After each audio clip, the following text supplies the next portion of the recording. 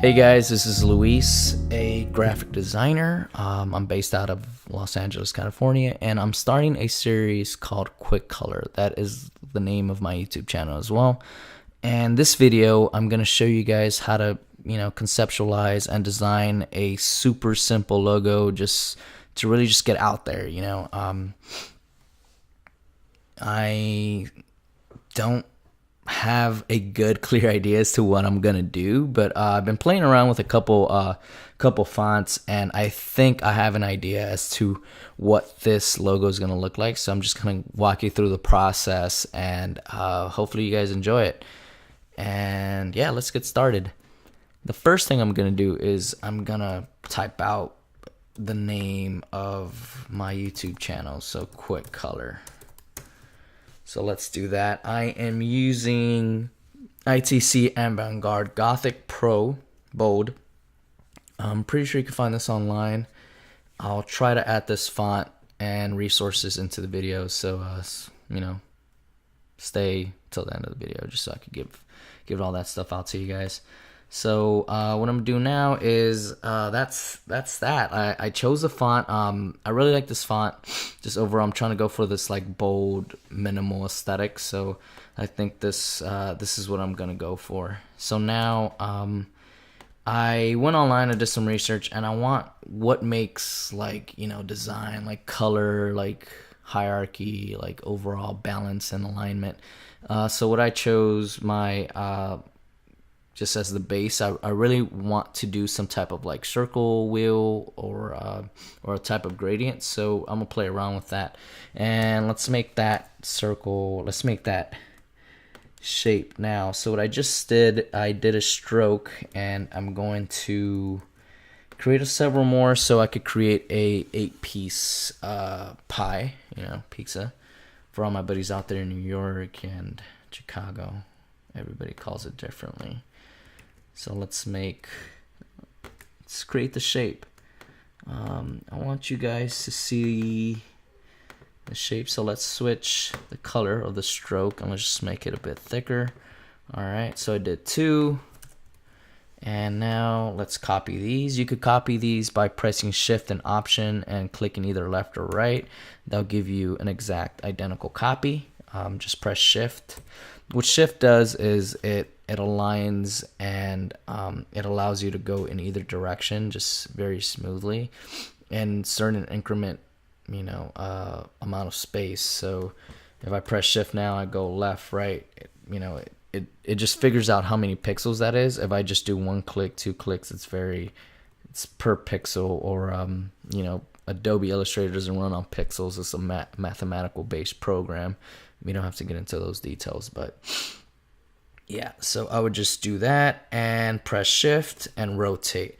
I would say every designer out there, please learn the shortcuts. It's going to make your life easier. If you're tapping into the design industry, trust me, you'll look like a pro. Anybody that, especially like small businesses, that like if you could really dominate this program, it's be super, super useful. And people are going to think you're like a super, super pro. So, whatever makes you stand out, I say do it. So now that these strokes are all in place, I'm going to divide this by going into the Pathfinder option. This is another set of options that you guys should really take serious and learn how to use. So now I'm gonna go in and press divide, and that has divided my original circle into 8 pieces of pie. So right now they're grouped. So a cool way to ungroup these is by pressing Shift Command G, and that'll ungroup the entire group. I am working on a Mac, but if you guys know the shortcuts, I believe there's Command Shift and Option and Control kind of translate back and forth, but I haven't worked on a PC in quite some years, so I can't tell you what to press. But just go in, go to Google, they'll help you out. Trust me, Google knows everything. Let's start adding some colors to these shapes. So I'm gonna start off by adding a red. Let's start here.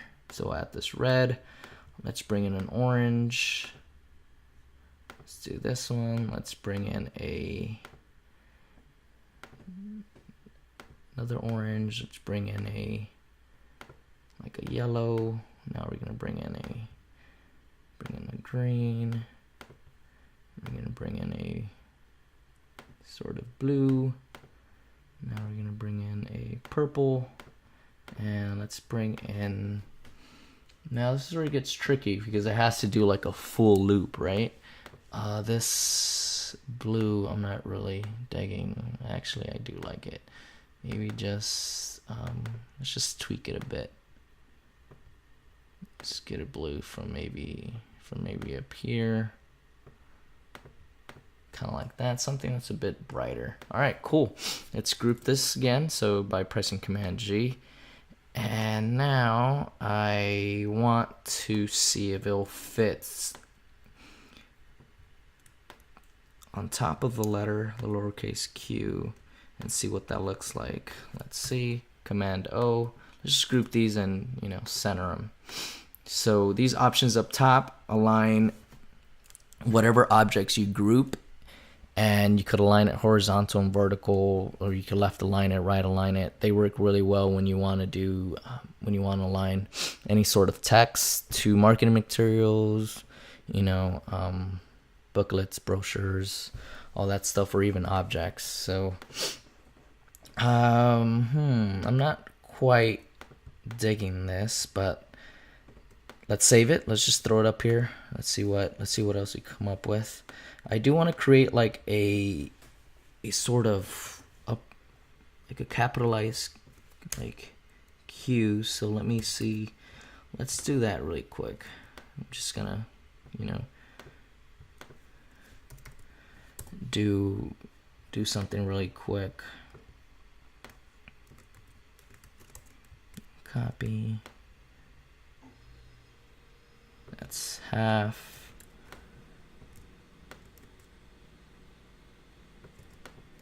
Alright, let's bring that in there. Just change the color. If we do that, it's the same shape. Cool. We want to keep everything very symmetrical. So what I just did, I did half of those. So I did 2 circles, and that's, if you see, it splits evenly, like halfway of where the original larger circle is at. So what I did there was I copied like the top circle, just delete that, copied the top circle, and then I just brought it down and I centered it to that. It just keeps everything very symmetrical. So now I want to do, let's add, what makes it a Q? Let's do the same thing. So we're gonna do circles instead of like a dash. Okay.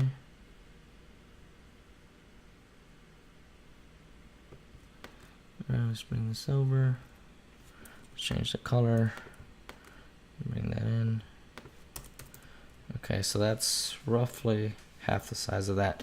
If you press Shift, what you're gonna do is you're gonna press Shift and drag that towards the bottom right. And if you do that, it looks like a Q. Also, like I mentioned before, if we keep things very symmetrical and aligned, it just looks very clean.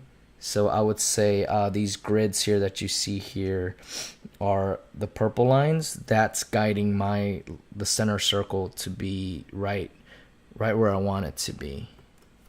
So let's just kind of do that. Let's do that black. Let's get rid of this. Cool. I think we're headed somewhere here. All right. So now what I want to do is I want to remove this orange circle from the black large circle in the back. So what you could do is you go into shape modes and then you could minus front. Did it work? Nope. There we go. So actually we just press divide. Divide is easier. and voila. If you bring this to the background, you could see that there's negative space in that logo that we've just created. So that's perfect. So now let's try this. I'm gonna make a quick gradient out of this this color wheel, but I'm gonna do it in a different way. There's gradients that you could do this way here, which if you go to the gradient, you could just add different type of colors. You could add red, you could add, again, we could add orange, we could add yellow, we could add a green, we could add a blue, and then we'll make this one a pink, right? So that's a different way that you could do a gradient, and you could apply it to this space here. So I'll show you guys and ladies what we could do, like different type of options. So I'm gonna press Command G, and then to add anything into the background of a specific logo, we have to create a compound path. So make sure to group your object, go down here to compound path, and just press Make. And check this out. So we're gonna put this right above this gradient, and we're gonna mask it. So this gradient's gonna sit in the back. The Q is gonna add as a mask. So press Command 7, and now you have a gradient inside. I personally don't like this gradient just because it just looks, there isn't any angle to it, there isn't any texture. So there's a couple ways. There's something else that we could do, and we could just switch the angle of it. But even that still doesn't feel right to me. It still feels like it's just like we whipped up this logo, and we are. But let's create something a bit more complex, and it's very easy. So let's go ahead and delete that. We could delete that as well. So what I'm gonna do here is I'm gonna create a gradient and out of this circle here. So what I'm gonna do is go to Effect. I'm gonna go to Gaussian Blur, and then we could preview this, and it's gonna create this type of like blur as an effect. So let's drive that up to 20 pixels and see what that looks like. Cool. So we're gonna do that, and now this is where it gets interesting. I'm gonna use this tool called the Twirl Tool and start messing around with the shape of it, right? We wanna make this. Let's copy this. Let's go back, and then we're gonna create several different shapes. Let's do that one more time. We could also do the warp tool.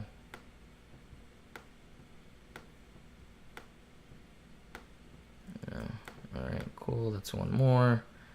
Let's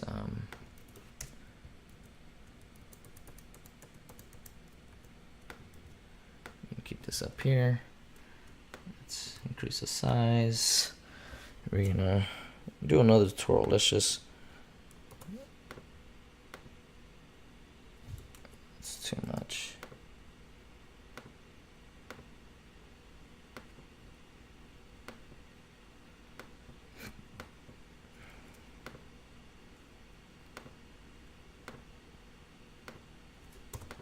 All right, I'm digging that. So let's do that. Let's add this right behind this Q here. Let's kind of move it around. We could drop the opacity just so everybody could see what this is gonna look like right above it. So let's drop this down to 10%. Roughly it'll cover that. Let's just bring this down. We could so it gets most of the colors in there.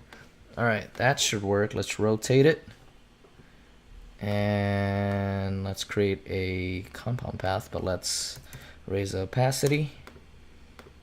Let's go to Object, Compound Path, Make. And then we're gonna make sure that this is above. everything else. If it's not, let's say if it's like that, if it's right below the gradient, we just right click, we press arrange, we click arrange, and then we put send to the back, and I'll send it. It'll be the last object all the way in the back, right in front of the canvas, and this right here is a canvas. So since this is a compound path, let's just make sure, we're gonna go ahead and click the gradient in the back and press Command 7, and we've created a gradient. So let's mess around with it a little bit more. Let's see if we could come up, play around with the colors. Yeah, I'm digging that. That looks pretty cool. What does everybody think? All right, again, this is just a quick logo. So I'm gonna do that. Let's group that. Since I have this font here, everything looks pretty good to me. Kerning of the font, I don't need to tweak anything. What I'm gonna do is I'm just gonna copy it, bring it up, delete this one. I didn't really like it. Always save the font, just cause it's just really easy to go back and reference. So what I'm gonna do here is I'm going to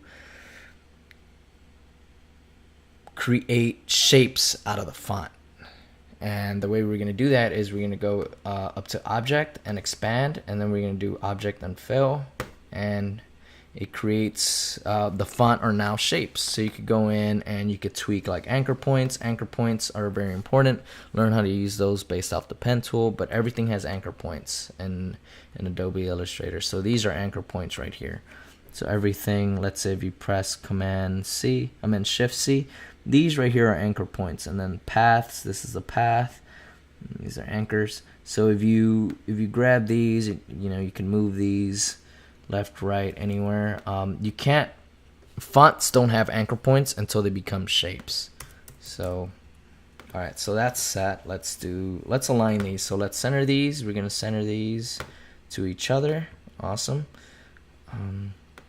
Now what we want to do is space the logo to the font. So I'll do this by just creating a shape here from the circle and then just moving everything to the left. Cool. I think that's good spacing. So now I'll just group that, and voila, we've created a quick logo. So this is going to go on my YouTube channel, and it's going to be a banner. So until I come up with anything else, I'm okay with this. I like it. Something quick. Sometimes we get held up by not creating something just because we don't know what it's gonna look like, or we hesitate because we want it to be perfect. But I would suggest to just start, make something really quick. That's what it looks like on a black background. The color still pops up. So yeah, I have, let's see if there's anything else I would do. No, I think that works. I hope you guys learned something today. And if you have any questions, go comment on the video below. Please subscribe. I would really appreciate that. And that's the first video. Thanks, everyone.